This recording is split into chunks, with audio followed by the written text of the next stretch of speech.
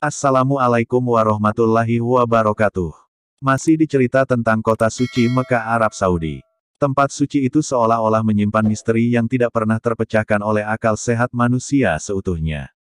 Dan di kota suci tersebut, tidak sembarangan orang bisa menginjakan kakinya di kota suci tersebut. Kecuali orang-orang yang mendapatkan takdir dan mendapatkan panggilannya. Dan kota suci tersebut tidak memilah dan memilih apakah dia orang kaya atau miskin. Orang alim atau orang awam, berpangkat atau swasta, semua tidak dibedakan, dan semua disamaratakan. Tergantung pada orang-orang yang dikehendakinya. Dan orang-orang yang sudah mengunjungi ke kota suci tersebut. Banyak yang mendapatkan keanehan dan mendapat keajaiban masing-masing. Contohnya seperti orang ini, sebut saja namanya Sahrul. Sahrul berangkat haji berdua bersama istrinya. Sebelum berangkat naik haji, Sahrul dengan istrinya selalu bertengkar. Gara-gara Sahrul sering keluar malam, bermain ke rumah temannya.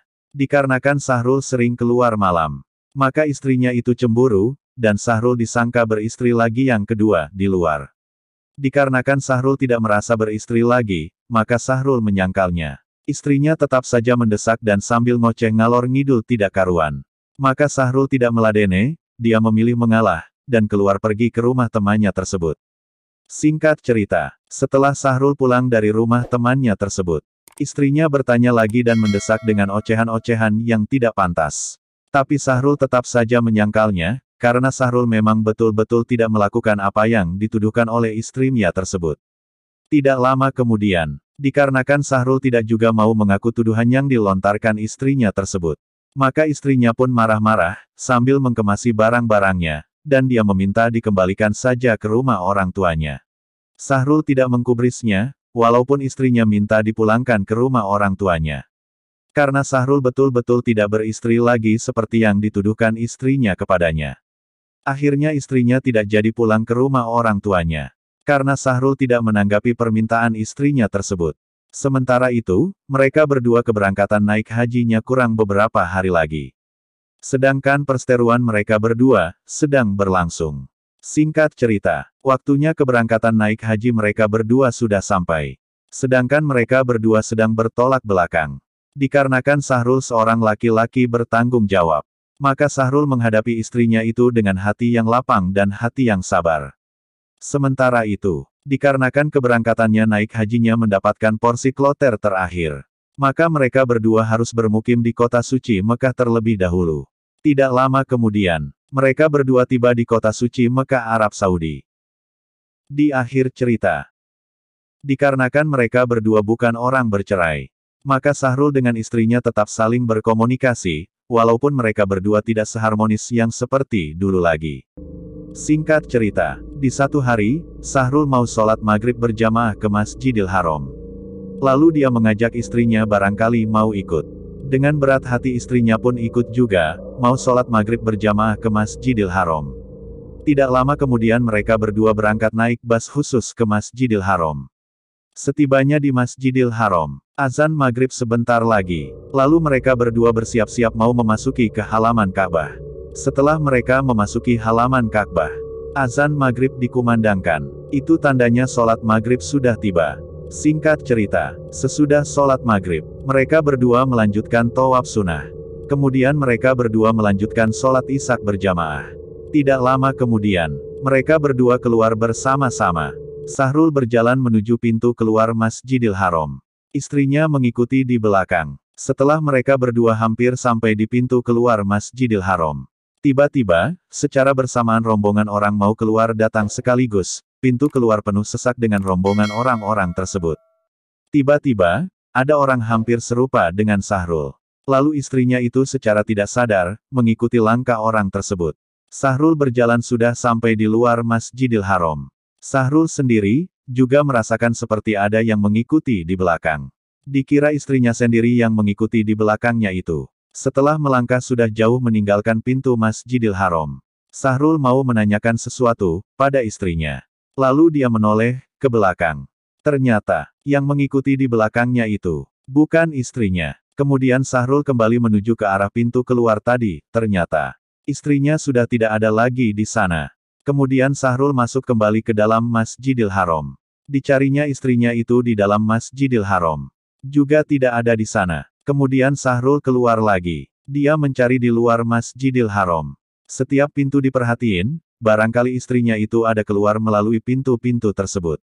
Ternyata tidak ada juga. Sementara itu, istrinya yang mengikuti langkah orang yang menyerupai Sahrul tersebut. Ternyata dia bukan Sahrul. Dikarenakan orang itu bukan suaminya. Maka dia kembali, dan langsung mencari Sahrul berkeliling keluar masuk Masjidil Haram. Singkat cerita, dikarenakan mereka berdua saling mencari di tempat keramaian seperti di Masjidil Haram, maka mereka berdua semakin sulit untuk ketemu. Sementara itu, waktu sudah memasuki tengah malam.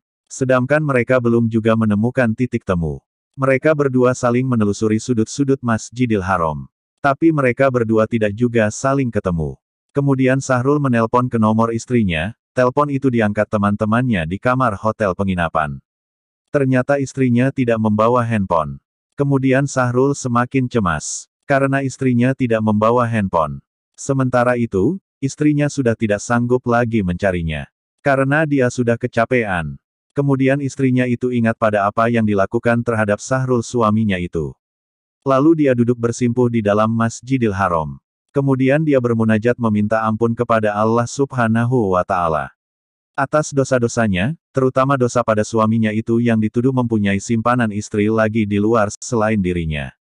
Singkat cerita, setelah selesai dia berdoa, ketika mendongakkan kepalanya ke atas, tiba-tiba, dia langsung melihat dan dipertemukan dengan teman pengurus rombongan jamaah haji yang dia ikuti. Kemudian istri Sahrul tersebut meminta dihantarkan ke terminal bus khusus jamaah haji yang biasa dia ikuti. Dikarenakan ketua pengurus rombongan itu juga mau pulang dari Masjidil Haram, maka istri Sahrul tersebut diajak pulang bersama dengannya, berikut bersama beberapa teman-teman yang lain. Sementara itu, Sahrul suaminya itu masih kebingungan.